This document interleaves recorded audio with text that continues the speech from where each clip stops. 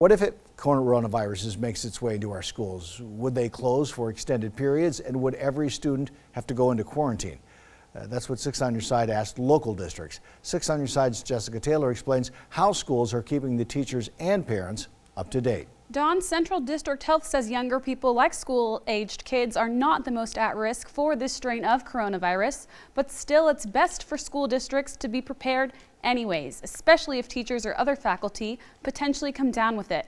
I spoke with Boise and West Ada school districts about the plans they have in place. We're planning for the worst, but hoping for the best. No confirmed cases, but prevention protocols and preparations at West Ada and Boise school districts are underway. Boise School District is sending this information to parents, saying in part they'll provide information on how to continue education if extended absences or school closures occur. If we did happen to have a confirmed case, there would be precautions that were taken for isolation.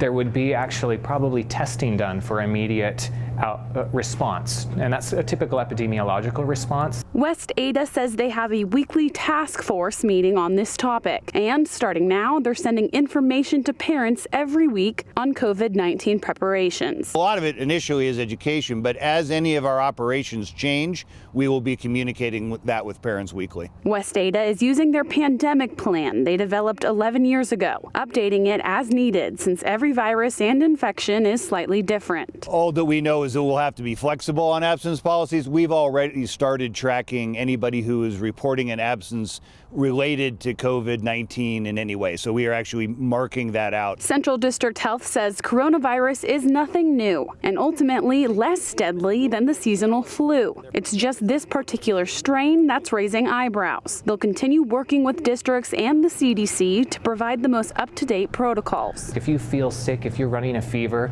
don't go out in a public space. The schools are already increasing cleanings and the hand sanitizer available for students, since the virus can't live on surfaces which are disinfected regularly. It's worth being prepared even if you don't have to implement everything that you've thought through that you might have to implement.